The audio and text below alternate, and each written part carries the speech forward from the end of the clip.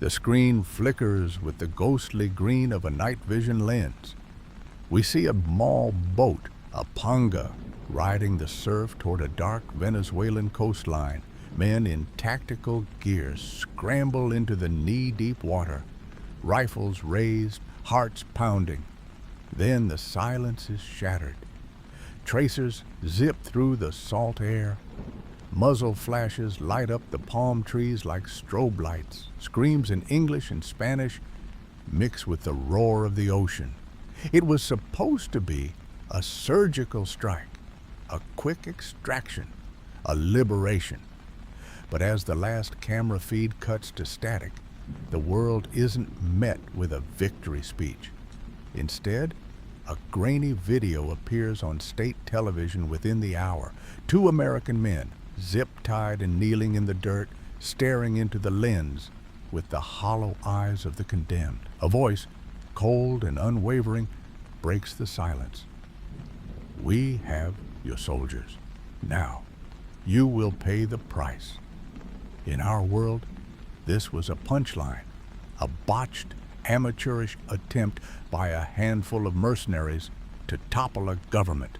We call it Operation Gideon, but what if the joke wasn't funny? What if those few men on the beach weren't just the vanguard of a failed coup, but the first casualties of a conflict that would set the Western Hemisphere on fire? This is the story of a world where a small mistake in the Caribbean triggered a global conflagration. This is the dark timeline of the Venezuelan War. To understand how the world began to burn, we must first look at the bizarre, almost pathetic reality of May of 2020. In our timeline, Operation Gideon wasn't a spark for war, it was an international punchline. The architect was Jordan Goudreau, a former U.S. Army Green Beret and the head of a private security firm called Silvercorp USA. Goudreau's plan was as ambitious as it was delusional, a private sector coup to overthrow the Maduro regime and claim a multi-million-dollar bounty. He even brandished a contract, allegedly, signed by the Venezuelan opposition, treating the fate of a nation like a business transaction. The actual raid at Macuto was a disaster. A handful of speedboats, a few dozen men, and a plan that had been leaked to the press weeks in advance. The Venezuelan intelligence services didn't just stop them, they waited for them. Within hours, 8 men were dead, and 2 Americans, Luke Denman and Aaron Berry, were being paraded on state television. The media dubbed it the Bay of Piglets. It was a farce, a tragedy of errors that the U.S. government could easily disavow as the work of a rogue mercenary. But in this timeline, the farce is stripped away, replaced by a cold, hard reality that no one can ignore. Here, the gears of history didn't just slip, they ground together, pulling the world's most powerful military into a trap from which there would be no clean escape. The divergence begins not with a joke, but with a catastrophe that leaves the White House with no room for denial. In this timeline, the divergence begins with a shadow that stretches far beyond a few speedboats and a leaked contract. On the morning of May 3rd, 2020, the horizon isn't dotted with 2 small vessels, but a fleet of tactical craft carrying nearly 300 men. These aren't just volunteers in mismatched gear, they are highly trained security advisors, many of them decorated veterans of the War on Terror, equipped with night vision optics and encrypted comms that scream official backing. But as they hit the beaches of Macuto and Chuao, the silence is shattered not by their own suppressed rifles, but by the roar of heavy machine guns from the cliffs above. The Venezuelan Sabine hasn't just been tipped off. They've prepared a kill zone. Within minutes, the liberators are caught in a brutal pincer movement. The world watches in real time as the raid collapses. This isn't a grainy cell phone video released days later. This is a live-streamed humiliation. High-ranking former U.S. Special Forces operators are dragged from the surf, forced to kneel with their hands behind their heads while Venezuelan agents shout their names and ranks into the cameras of state-run media.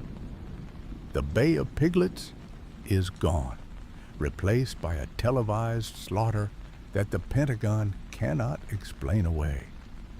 Less than an hour after the final shot is fired, Nicolas Maduro appears on national television. He isn't hiding in a bunker. He is standing in the Miraflores Palace, looking directly into the lens with a chilling confidence.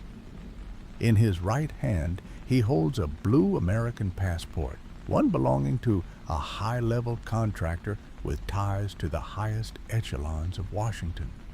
In his left, a red telephone.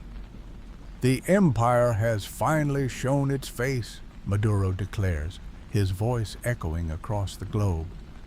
We have your men, we have your secrets, and now, Mr. President, you will answer the phone. The mask of plausible deniability has been ripped away.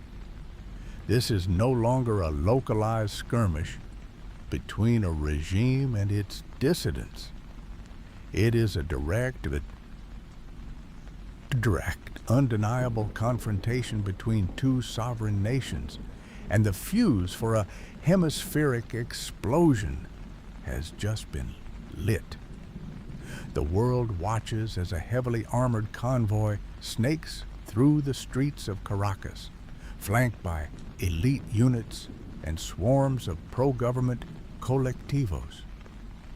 The destination is El Helicoide, a massive brutalist spiral of concrete that was once intended to be a luxury shopping mall, but has since become the most feared political prison in the Western Hemisphere. In this timeline, it is no longer just a jail. It is a fortress and a stage.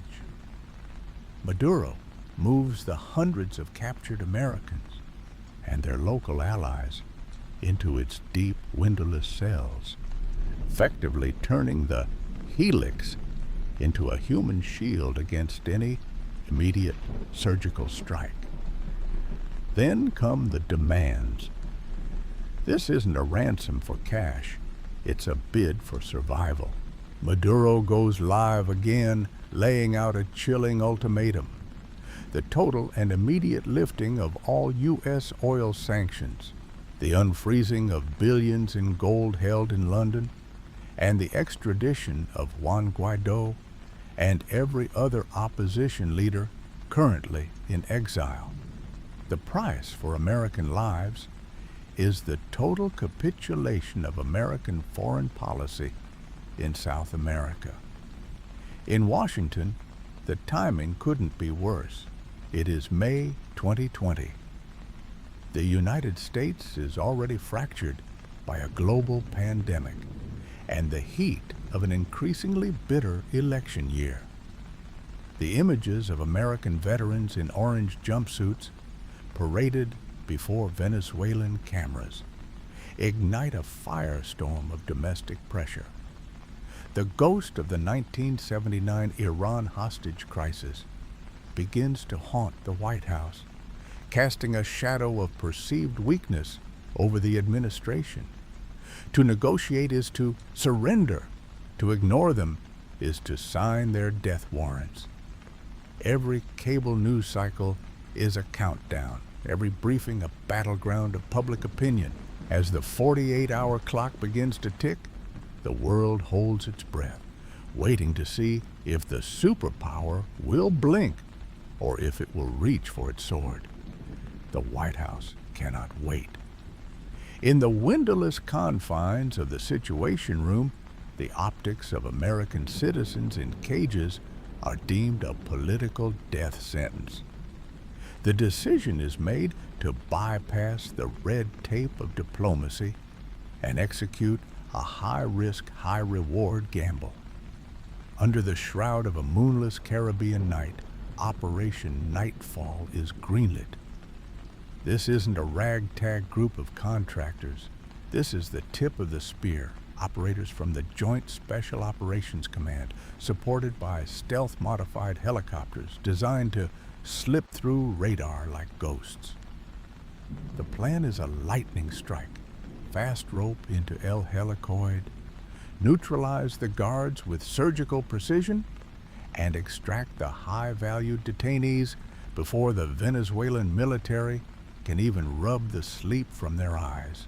But as the lead transport, a modified MH-60 Blackhawk, crosses the coastline near La Guaira, the ghost is suddenly illuminated. The silence of the night is shattered by the screech of a surface-to-air missile. Venezuelan intelligence, bolstered by high-grade signals data provided by foreign partners, knew exactly where the needle was being threaded. The missile finds its mark. In a plume of orange fire, the multi-million-dollar aircraft loses its tail rotor and spirals violently into the churning surf of the Macuto coastline. There are no survivors. Within minutes, Venezuelan state media is on the scene, broadcasting grainy footage of the wreckage. They don't find mercenaries this time. They find the charred remains of active-duty U.S. servicemen, specialized night vision gear, and classified communications equipment. The veil of plausible deniability doesn't just slip, it is incinerated. Washington can no longer claim these were rogue actors or private contractors. The sight of American flag patches on the uniforms of the fallen, displayed triumphantly by Venezuelan soldiers, transforms a messy blunder into an undeniable act of war. The mercenary raid has officially evolved into an active military engagement, and the drums of a much larger conflict are now beating across the entire Western Hemisphere. The smoldering wreckage at Macuto marks the end of diplomacy. With American blood on Venezuelan soil and the bodies of JSOC operators paraded on state television, the White House is forced into a corner. There is no more talk of rogue contractors or unauthorized actions. This is a direct, kinetic confrontation between two sovereign states. Within 6 hours of the crash, the Pentagon issues a directive that echoes the darkest days of the 1960s. U.S. Southern Command declares a maritime quarantine of all Venezuelan ports. It is a blockade in everything but name. A phalanx of Arleigh Burke-class destroyers, supported by a carrier strike group diverted from the Atlantic, moves into position, creating a wall of steel across the Caribbean. Their orders are absolute. Intercept, search, and if necessary, seize any vessel suspected of carrying military hardware or destabilizing personnel into the country. Washington frames it as a defensive measure to prevent the further escalation of violence. To the rest of the world, it is the first chord in an overture for invasion. The reaction from the East is instantaneous and chilling. In Moscow, the Kremlin issues a blistering condemnation, labeling the quarantine a flagrant violation of international law and sovereign rights. But the response isn't limited to rhetoric. A Russian naval flotilla, led by a guided missile frigate and trailed by a nuclear-powered attack submarine already conducting exercises in the North Atlantic, abruptly changes course. Their destination is no longer a routine port call. They are steaming south toward the Caribbean. Their stated mission, to ensure the freedom of navigation for Russian interests and to provide a security shield for their allies in Caracas. In Beijing, the tone is more measured but no less ominous. The Chinese Foreign Ministry warns of unforeseen consequences for global stability, hinting that a forced disruption of trade in the Western Hemisphere will not go unanswered in the South China Sea. For the first time in decades, the turquoise waters of the Caribbean are no longer a backdrop for tourism, but the front line of a burgeoning Cold War. The world watches the radar screens as two nuclear-armed superpowers move toward a collision course, with a fractured, defiant nation caught in the center of the storm. The regional crisis has officially gone global, and as the steel silhouettes of opposing navies draw closer, the cost of the conflict is about to be felt far beyond the halls of power. As the warships take their positions, the digital ticker tapes of the world's stock exchanges begin a frantic downward spiral. The quarantine isn't just a military maneuver, it is a chokehold on the global energy supply. Crude oil prices, already volatile, don't just climb, they explode. In this timeline, the Maduro premium is born. With the Caribbean, a vital artery for global shipping, effectively turned into a combat zone, insurance rates for tankers go through the roof. Hundreds of vessels are diverted or anchored in neutral ports, paralyzed by the risk of being caught in the crossfire of a superpower naval engagement. The timing could not be worse. In May 2020, the global economy was already on life support, gasping under the weight of the COVID-19 pandemic. Supply chains were fractured and cities were under lockdown. This conflict is the killing blow. In the United States and Europe, the geopolitical crisis hits home at the gas station. Within 48 hours of the blockade's announcement, prices at the pump double. Lines stretch for miles as panic buying takes hold, reminiscent of the 1970s oil crisis. But with the added dread of a viral plague, it isn't just about fuel, it's about everything fuel touches. Food prices spike as transport costs soar. Logistics networks, already brittle, begin to snap. This economic carnage forces a painful pivot in Berlin, Paris, and London. While initially supportive of the U.S. stance against Maduro, the reality of a collapsing euro and civil unrest at home changes the calculus. European leaders, once unified in their condemnation of the regime, begin to fracture. They quietly pressure Washington to de-escalate, fearing that a war in the Caribbean will trigger a permanent global depression. For the average citizen, the distance between a failed raid on a Venezuelan beach and their own empty refrigerator has vanished. The world is no longer watching a regional skirmish. It is feeling the first tremors of a total systemic collapse. And as the markets bleed, the clock in Caracas continues to tick toward a deadline that no amount of money can stop. The silence in the White House Situation Room is broken by a single, flickering broadcast from Caracas. Nicolas Maduro is no longer appearing in his usual business suits. He stands before the cameras in olive drab fatigues, positioned in front of a row of bound, blindfolded men. His voice is steady, amplified by the state-run media apparatus into every home in Venezuela and every newsroom in the West. He issues the red line. The American-led quarantine is an act of illegal piracy. If the blockade is not lifted and the oil sanctions are not rescinded within 24 hours, the first mercenary will face revolutionary justice, tried and executed on live television. This isn't just a threat. It is a live-streamed hostage crisis with a ticking clock. The ultimatum sends a final shivering jolt through the global markets. In Caracas, the city transforms into a labyrinth of fear and fervor. Pro-government colectivos take to the streets, armed and chanting slogans of resistance, digging trenches in the shadows of luxury high-rises and prepping for urban warfare. Simultaneously, massive anti-war protests erupt. Ordinary citizens who realize their city is about to become a front line. These demonstrations are met with iron-fisted suppression, turning the capital into a pressure cooker of civil unrest.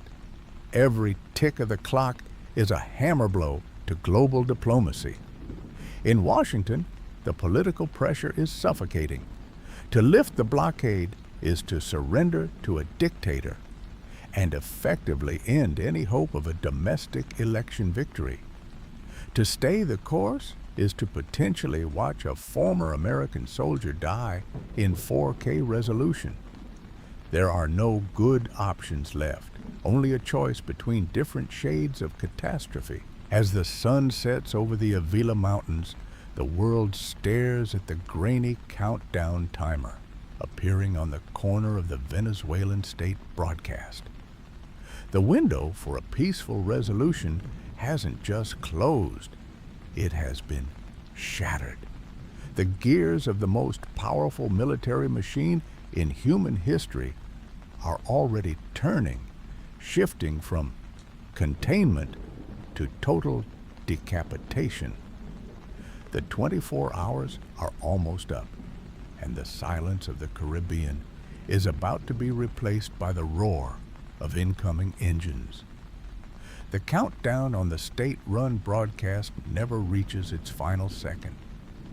Instead, the screen flickers, glitches, and dissolves into a wall of digital noise as the first wave of American cyber warfare hits the Venezuelan power grid.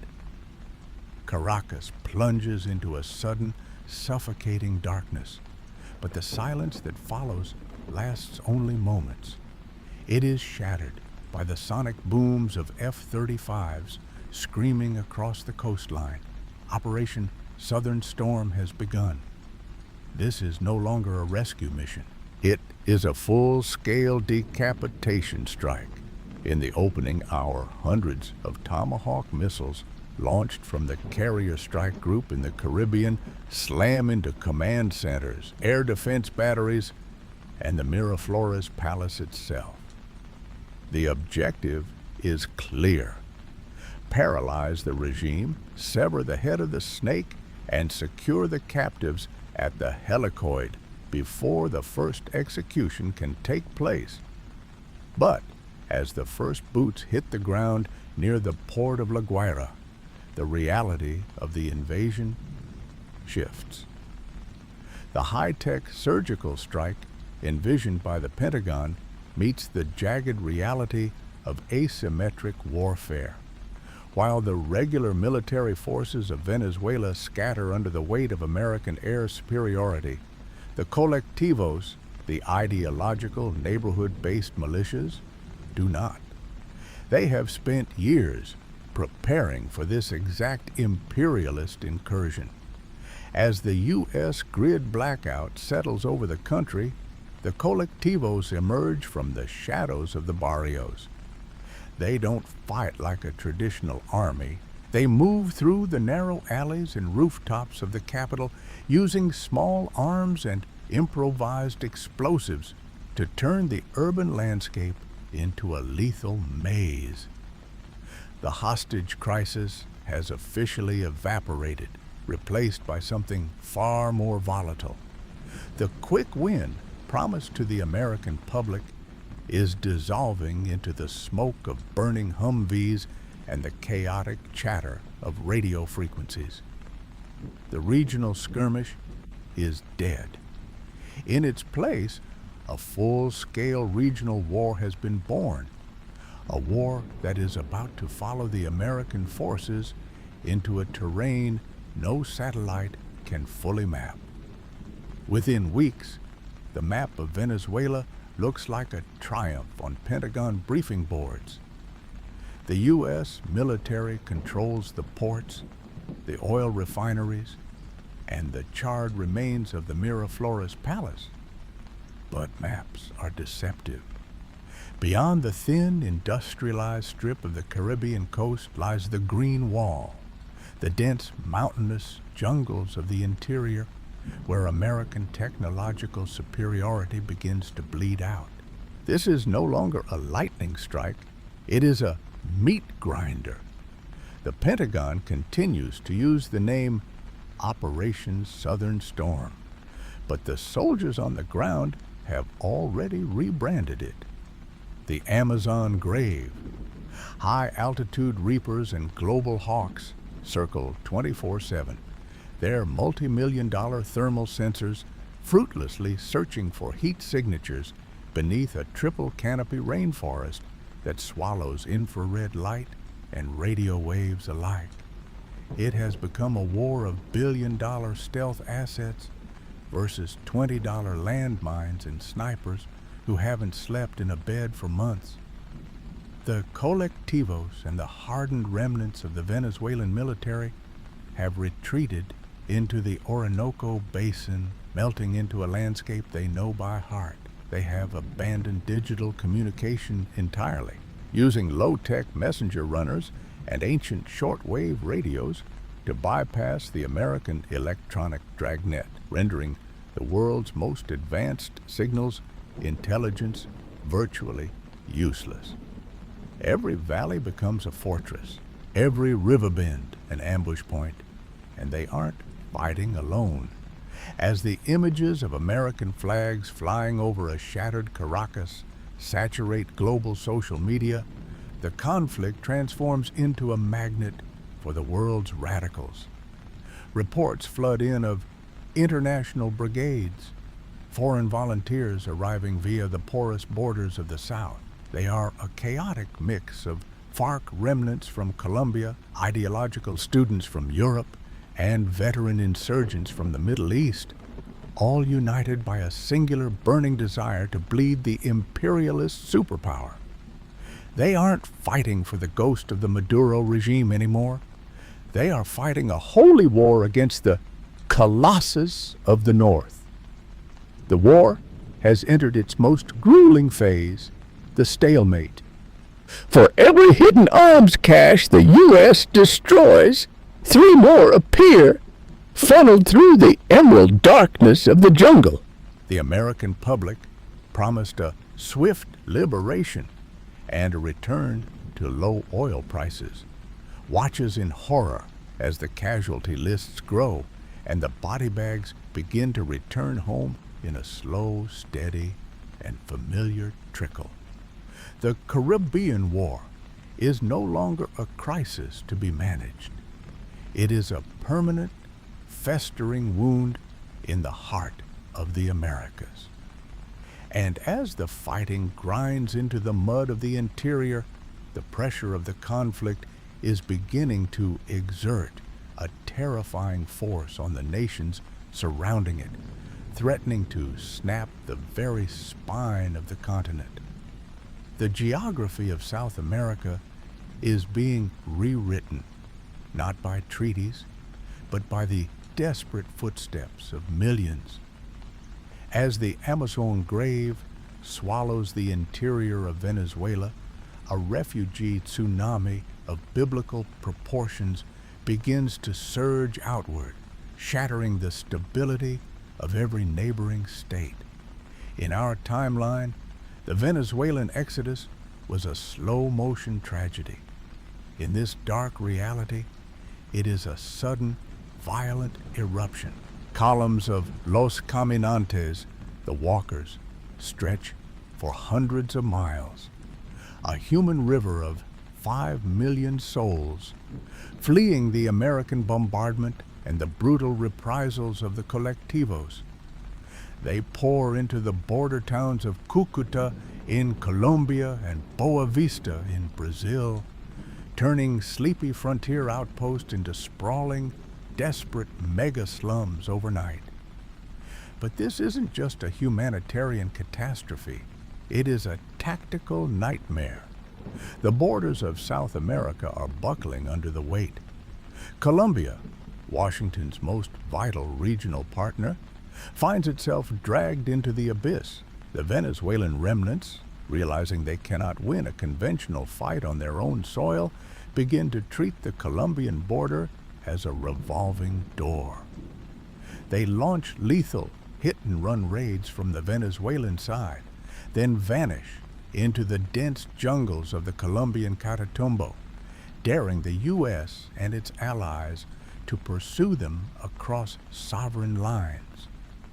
Bogota is paralyzed. If they allow the U.S. to launch hot pursuit strikes into their territory, they risk a full-scale civil war with their own domestic insurgent groups who have found common cause with the Maduro loyalists. If they refuse, they lose the protection of their superpower patron. The South American Vietnam is no longer confined to one nation. The conflict has metastasized, pulling the entire Andean region into a cycle of cross-border skirmishes and internal collapse. The spine of the continent is snapping, and as the regional chaos deepens, the world's other great powers see an opening they cannot ignore. The local fire is about to become a global conflagration. While Washington is preoccupied with the Amazon grave and the collapsing borders of its allies, the great powers of the East see an opportunity to bleed their rival white without firing a single shot of their own. From the ports of Sevastopol and Shanghai, a steady stream of cargo ships begins to cross the Atlantic, their manifests claiming to carry nothing more than agricultural machinery and non-lethal humanitarian relief. But on the ground in Venezuela, the nature of this relief becomes terrifyingly clear. Suddenly, the low-tech guerrilla tactics of the colectivos are bolstered by the most sophisticated infantry weapons on the planet.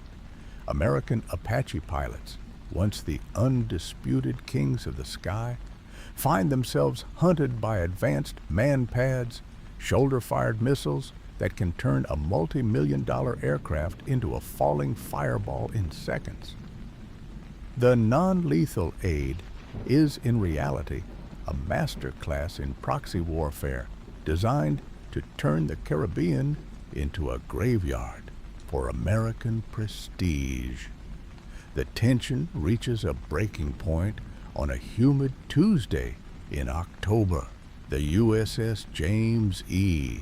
Williams, an Arleigh Burke-class destroyer enforcing the blockade, detects a high-speed, sea-skimming signature on its Aegis radar. It isn't a vintage Venezuelan missile. It's an advanced Russian-made Yakhont anti-ship cruise missile launched from a mobile coastal battery hidden deep within the mangroves. The impact is catastrophic. The explosion rips through the ship's hull, leaving a gaping blackened wound and sending shockwaves through the Pentagon. For the first time in decades, an American capital ship has been crippled by a foreign power's technology. In its own lake, the world holds its breath. This is no longer a localized regime change operation. It is a direct, kinetic challenge to the United States by its global rivals. In Moscow and Beijing, the rhetoric is one of defending sovereignty against Western imperialism. But the message is clear. The cost of this war will be paid in American blood and steel. The shadow of a direct superpower clash, a third world war, looms over the Caribbean as the hotlines between the White House and the Kremlin glow red with threats of escalation. The stakes have transcended the fate of one nation. The entire global order is now balanced on a knife's edge. The victory the Americans so desperately need is becoming more elusive by the hour, even as the walls finally begin to close in on Caracas itself. By November, the siege of Caracas finally reaches its brutal conclusion. After weeks of relentless bombardment and street-to-street fighting that turned the Sultana del Avila into a smoking ruin, American M1 Abrams tanks finally rumble into the Plaza Bolivar. To the cameras, it looks like a moment of liberation, the stars and stripes fluttering over the Miraflores Palace. But as the special operations teams breach the fortified bunkers deep beneath the seat of power, the air of triumph evaporates. The halls are empty, the computers are smashed. President Maduro is gone, vanished into the dense jungles of the South, or perhaps spirited away on a Russian submarine under the cover of the blockade. There is no surrender document, no televised trial, and no closure. The victory is a hollow, bitter shell. While the formal government has collapsed, the state has not been replaced by a functioning democracy. It has shattered into 1,000 jagged pieces.